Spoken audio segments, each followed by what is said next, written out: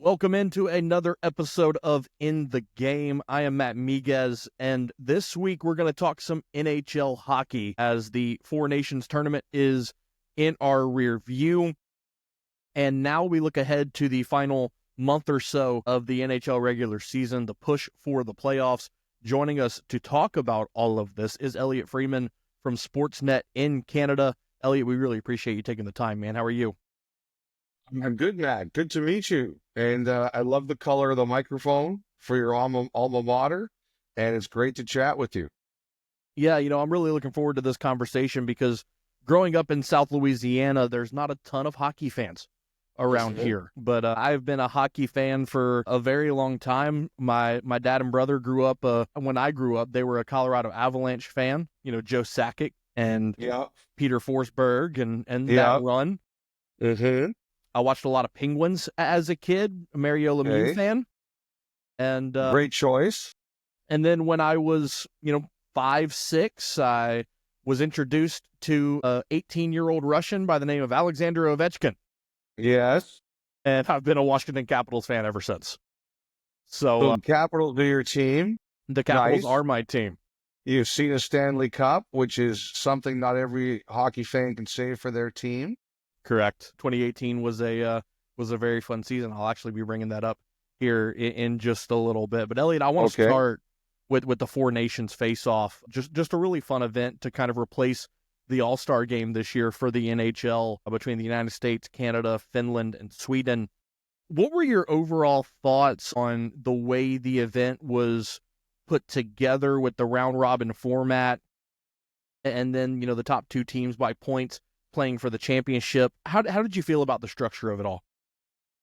I mean, they hit it out of the park. I think we all kind of wondered how good it would be. I never had a doubt, Matt, that the players would compete. There were some people who said, "Oh, the players, they won't go that hard." I thought that was crazy. I couldn't even believe people thought that because it had been so long since we had best on best across the world, but it still exceeded my expectations. They lucked out. Canada and the US were the best teams. Those were the teams here in North America everybody wanted to see in prime time. And the Kachuk brothers decided, well, the first time they met on that Saturday night in Montreal, they decided it was going to be a show and they were going to try to take it to another stratosphere. It was one of the best sporting events I've ever attended. I'm lucky. I've seen a lot of incredible things, but that was certainly up there. And then they got a return match for the championship that went to overtime in prime time in the US. And so they'll be back with it in a couple of years. There'll be more teams. I mean, I don't know if it'll always be this good. You aren't always guaranteed to have Canada and the USA. There's going to be other times that someone's going to come up and bite one of the two of them and knock them out. But you couldn't have had a better start. It was outstanding hockey. The players really sold it. The quality was enormous. And I think this will go down as something that we won't forget anytime soon. How special do you think that moment was where the Kachuk brothers decided to drop the gloves right off the bat? Maybe introduced some people that weren't hockey fans that saw the viral moment on social media and said, hey, maybe I need to check this sport out. Well, I hope a lot of people did. I mean, I love hockey, Matt. I think more people I love to see more people exposed to it. And that's one of the things. Like there used to be a lot more fighting in the NHL. Fighting's way down. When I was a kid, there used to be 2 or 3 fights a game, it seemed like. And we got to a point where there was less of that. There had to be you couldn't just fight anymore. You had to be able to play. And also with some of the damage we know that fighting can cause, we didn't really we were down on it as a sport, but nobody was sitting down in that building. Nobody was angry in that building. Nobody was saying this stinks in that building. People were on there, they were standing. There was nobody sitting. When the first fight started, the place went crazy. When the second fight started, the place went even more crazy. And when the third fight started, it was like orgasmic. People were just screaming at the top of their heads. Now, the officials there decided they gave one of the players, JT Miller from the States, an extra penalty. And I think that kind of slowed it all down and said, let's play hockey. I didn't think there were going to be any fights in the championship game, maybe one, and I wasn't surprised. But, so it's funny. The guy I work with at these games, a guy named David Amber, And Matt David, he's one of those guys. When he's watching a game, he's really into it, and he always slaps you. He's like, "Are you seeing this? Are you seeing this?" I'm like, Dave, I'm looking right at it. Right. And at the end of the first 9 seconds, when we had those three fights, I had bruising from just him hitting me all the time. I mean, people were going crazy, and the reaction online was spectacular. One of the big debates we've had here, Matt, is that usually these tournaments take place in September, before the season begins. And there were two reasons this changed. Number one, the best players already didn't want to start losing even more their summer. It's a long season. It's a hard season, but they would rather play in February than in September. And the other thing is the business people were like, you cannot play these tournaments in September if you want to grow them, particularly in the U.S., because there's too much football. And not just the NFL, but the college and the high school. And I don't know that everybody was thrilled with the idea of playing it in February.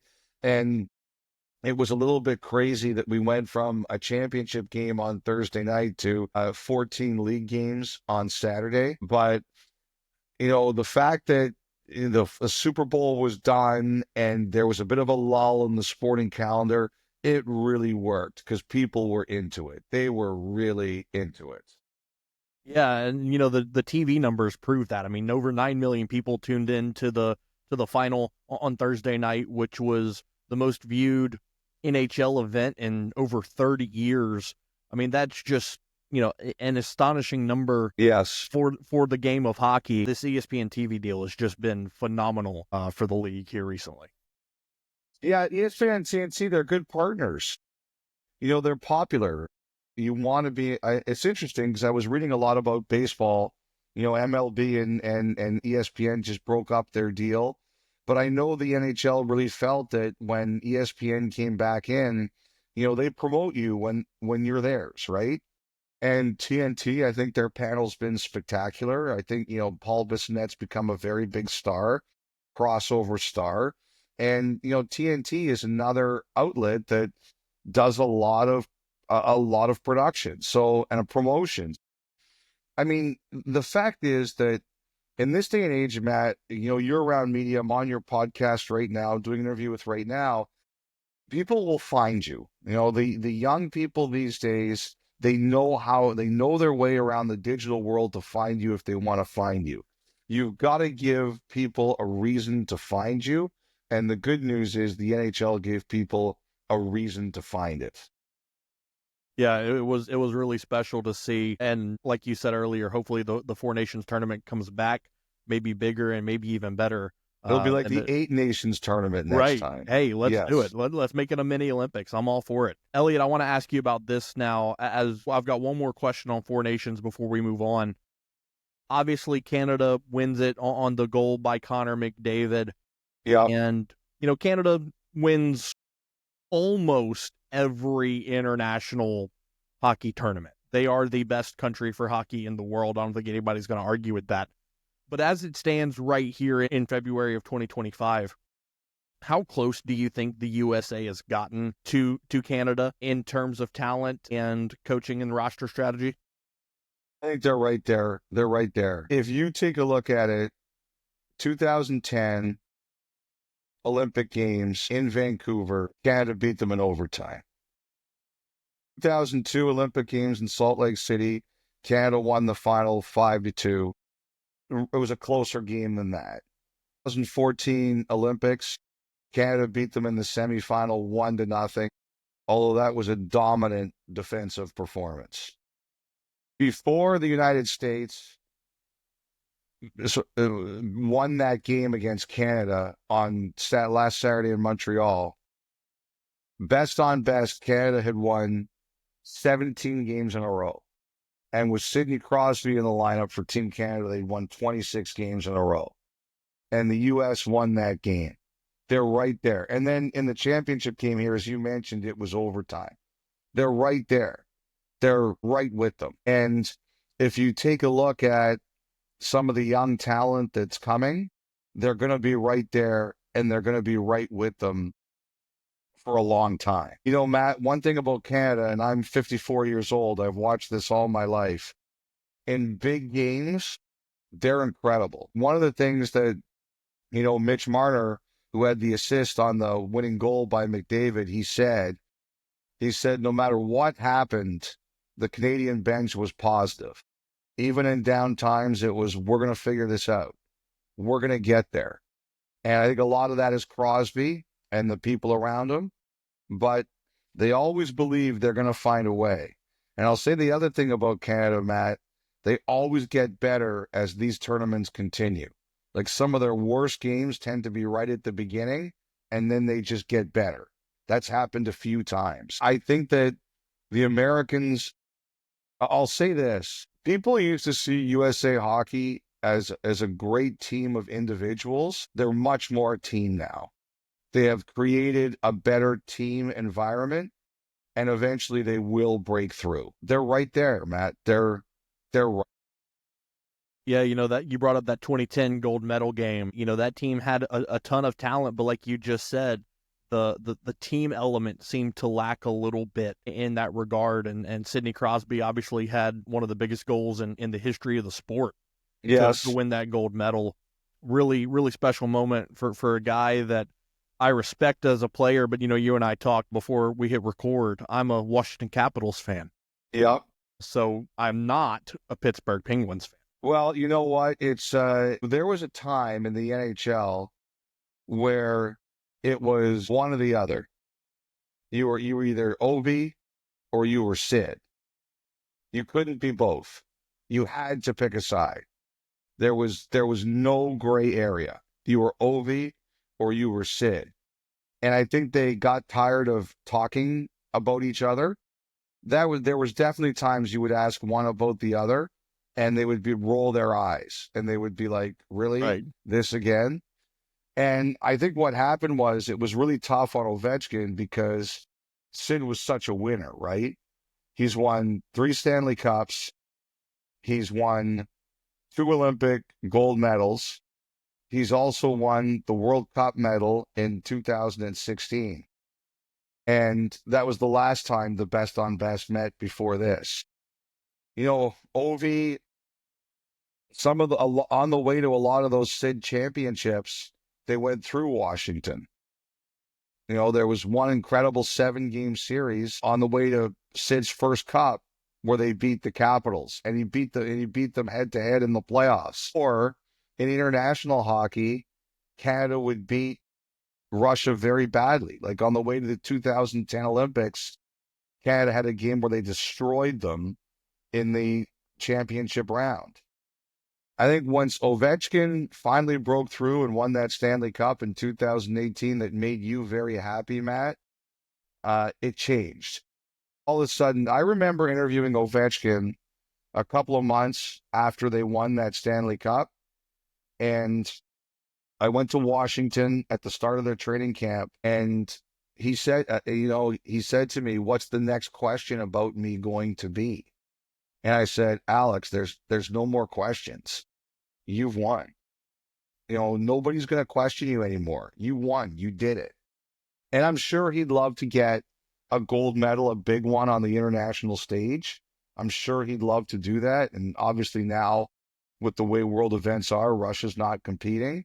But everybody sees it differently now because he's won.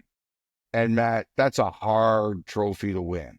A hard trophy. No doubt. I live in Toronto. Toronto hasn't won a Stanley Cup in almost 60 years. So someone could say, "Oh, they won it once." Winning it once is hard. Nobody questions you anymore when you do that. And the Leafs are still one of the most prestigious franchises in all of hockey, Yes. not having won the Cup in 60 years. Yes. Yeah. Absolutely. Absolutely. In my opinion, the Stanley Cup is the hardest trophy to win in sports, which is why it's the coolest. Look, Elliotte, I got to ask, as we get into this final month of the NHL regular season, the Washington Capitals having an incredible run of form, currently tops of the league leaderboards. They have 1 point ahead of Winnipeg. How similar do you think the 2018 Caps team was to what you've seen out of this team so far? I have to say that I think this is I'm amazed by Ovechkin first and foremost. Like what he's doing, another hat trick on Sunday. Excuse me. Another hat trick on Sunday, within 13 goals of breaking the all-time goal scoring record. Like Matt, I never thought I would see that in my lifetime. At the 2016 World Cup, I sat down with OV and I was thinking, okay, what can I ask him that I haven't asked him yet? I remember it was Dave Amber again. He said, ask him if he thinks going to break the all-time goals record. I was like, Dave, like, you're drunk. Like, that's not happening. But then I was like, you know what, Matty, I need something new to ask him. So I asked him, and he looked at me like I was insane. He was like, nobody's going to break that record. It's way too far. And now, in a season where he broke his leg, and he's 39 years old, he's within 13 goals of it, including a hat trick on Sunday. I think I think they've really been rejuvenated. The one thing about that 2018 team is they made really smart moves, but a lot of those guys, their key guys were theirs. Like they drafted Ovi, they drafted Nicholas Backstrom, who was their number one center. John Carlson, Braden Holtby, the backbone of that team were a lot of guys that the Capitals had found and developed, and they kind of grew together, right? This one is a little different in the sense that, they still got Ovechkin, and they've got Tom Wilson, who's a heck of a player, and Carlson, who's still there. But, last year they made the playoffs with like one of the worst goal differentials ever. And they went out and they hit an absolute home run of a season, off season. Logan Thompson, their new goalie, has been great. They traded for Jacob Chikrin. He's coming in on 20 goals. They traded for Pierre-Luc Dubois, who's been basically run out of 3 other cities, and he's playing extremely well. I'd say the difference with this team is that they hit a lot of home runs in terms of the players they went out to get. And so I don't necessarily feel it's as homegrown a team as that 2018 Stanley Cup champion, but it doesn't mean it's not worthwhile or deserving or anything like that. They look fantastic. They're coasting with 25 games to go in the regular season. I never thought I would see that out of them this year. Yeah, you brought up the acquisition of Logan Thompson and the trade to send Nick Jensen to Ottawa for Jacob Chikrin.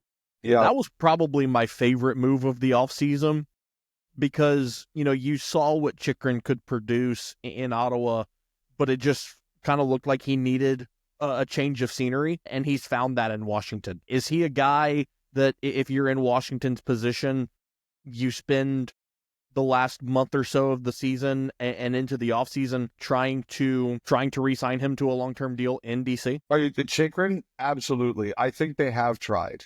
It's just that, Matt, the salary for a long time because of COVID, the salary cap in the NHL was flat because the players owed their share of revenues back to the owners. And now that it's paid off, we're going to see huge jumps, right? And what we have now is an explosion for players who are free agents.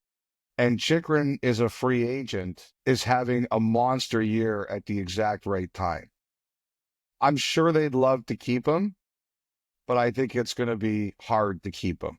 He's going to test the open market out there. Sorry, let me change that. I'm sure they'd love to keep him, and I'm sure they're going to try to keep him. But the challenge is, can they make him a big enough offer that it can turn him away from testing out the open market out there? He's going to do extremely well. Yeah, the way like you said, the way that the cap situation is trending, he's going to be due a lot more money than the $4.6 million Washington's paying him this season. And there's no question about that. Yeah, he's going to go up into the stratosphere from there. So, Elliotte, the next question I want to get to is I talked about Washington being 1 point clear of Winnipeg. How legit do you think Winnipeg is? I think they're very legit. You know, their goalie was Team USA's goalie, Connor Hellebuck. Correct. And I think he's a heck of a goalie. I think they're going to go after maybe one more forward, another defenseman. The one thing that concerns me about Winnipeg is that the defenses that tend to win Stanley Cup championships now are big, tall, long, and lean and mobile. They're a little small. I think if they were a little bit bigger in the blue line, I'd feel even better about them. But they're skilled, they're fast, they can score, they can defend. That's a group that genuinely likes each other, like a bunch of teammates that really like each other. I like their team a lot. I mean, the playoffs this year, Matt, they're going to be brutal, just brutal. There are so many good teams. The margins are so thin, and there's no sport that changes more from regular season to playoffs than the NHL does because those games are so nasty. You can't play the full regular season like you play the playoffs. So I think all these players go to another level, especially when it comes to meanness. And it becomes attrition. It really does. Who can stay healthiest? Who can fight through it? It's nasty out there. And there are a lot of good teams. Plus the other thing too is we got the trade deadline in a couple of weeks. It's March 7th. I'm really curious to see who's going to do what. You know, that perfectly leads into my next question. The trade deadline is next Friday. At what point as a GM and an owner do you kind of look at the way your team's put together and say, okay, we're going to have to buy at the deadline or we're going to have to sell at the deadline? What teams do you think are kind of having that internal conversation right now? Well, I'm just looking at the standings right now. Florida's a buyer. Toronto's a buyer. Tampa's a buyer. Washington, I think they might add a player forward. Carolina, I think, is a buyer, although they have a player they have to decide on, an unrestricted free agent, Rantanen. New Jersey's a buyer. Boston now is a seller. I think the Rangers are sellers. The Islanders probably should sell, but I don't know what they're going to do here exactly. They have a couple key pieces, but their GM doesn't like to retreat. Pittsburgh's a seller. Buffalo, we're all waiting for them to decide what they want to do. Winnipeg buyer, Dallas buyer, Vegas always a buyer, no matter what they say. Edmonton buyer, Kings looking to do something. Colorado's looking to add. Vancouver, I think, wants to add, although they may take out a couple pieces and add. St. Louis is seller, Seattle is seller, Nashville is seller. Like, I think there's one player, and we talked about it a little bit with Carolina. His name is Mikko Rantanen. And so he was in Colorado this year, and in a blockbuster of a deal that kind of came out of nowhere, he got traded to Carolina. Now, he's still not signed for next year. Carolina gave up a lot to get him. He hasn't signed yet in Carolina. They've made him a big offer. I think everybody's waiting to see what does Carolina do here. Do they take their chances that they can sign him, or do they trade him? And I think that's the one everybody's waiting for. Everybody's waiting this because if he's available, and it's a big acquisition cost, but it's not a big salary. And I think a number of teams are going to keep their powder dry to make sure that they can get this guy if he's available. That'll be a huge deal if it happens. All right, Elliotte, let's look at this as we get closer and closer to the playoffs. As it stands today on February, 23rd, 24th, your playoff favorite is who? You know what? I don't like to pick the defending champion a lot, but Matthew Tkachuk, who started that first fight, he's hurt. I think he's got a groin injury, and that could really affect things. I still like Dallas a lot. I still like that. And I think they're going to add something too. I think they're going to add. I've got a groomsman from my wedding that's going to be very happy with that answer. Well, tell him I'm pleased to do it. I still think Vegas is going to add something big too. I don't know. They're always buyers. They're aggressive, very aggressive. Who's your dark horse? That's a great question. Well, I stumped them. Yeah, everybody's got flaws, right? Of course. I'd love to see who adds what. I don't think you can ever call Colorado a dark horse. Although I'll say Kings. Okay. I don't know why. I like them. I think they're going to add a scorer. I like the Kings. Yeah, they've shown some flashes this year. They've looked good down the stretch in certain points. Yeah, I'm gonna get you out of here with this. Okay. I'm taking a vacation to Washington D.C. this week. Nice. I have You never go been. see any games? I have never been to a Capitals game in person. I'm going to my first one this Saturday when they play the Tampa Bay Lightning. Where do I need to eat in D.C.? Because I know you've been Whoa. several times. So first of all, number one, I would make sure you do your walking tour, Matt. Like, before we even talk about eating, how long are you going for? The whole week. Okay, so whoops, make sure you go see like make sure you go see all the sightseeing stuff. Like see the Yeah. Smithsonian, go to the Lincoln Memorial, the Vietnam Memorial, all of that. Make sure you go see that. Are you a cigar person? I am not. Okay. I'm a big cigar guy, so there's always fantastic cigar bars there. Are you like a nightlife kind of guy? Sometimes. Okay. So I think you can actually eat dinner there. There is a rooftop bar called Smoke and Mirrors. Okay. I've been there a couple times. I love it. Smoke and Smoke and Mirrors. Mirrors rooftop bar. That is one of my absolute favorite ones. And I would say too, if you're a burger guy, Yeah. Capital Burger. Okay. I've been recommended that several times, so I think I'm Okay, gonna have good. to. Yeah, that's really good. I think that's gonna Capital have to be on the Burger. list now. Are you a sushi guy? Very much so. The Hamilton. Okay. Okay? The Hamilton. Got it. Those are the ones I'd recommend. Perfect. I love recommendations. Yeah, Caps Lightning on Saturday. That should be a fun one in That's a prime time. great game. That is a great game. I'm jealous, Really Matt. looking I got to forward to tell it. you, I'm jealous. That is one of my favorite cities in the world. Yeah, well, I went to Washington once. I was like 13, and it wasn't during the season, so we didn't get to make a game. But definitely looking forward to going back and seeing a game in person this Saturday. Well, you're going to have a great time. That's a great game to go to. Elliotte Friedman from Sportsnet in Canada joining us here on In the Game. Elliotte, I really appreciate you taking the time out of your busy schedule, especially down the back half of the NHL season. Great insight into the world of hockey. And once again, man, really appreciate you taking the time.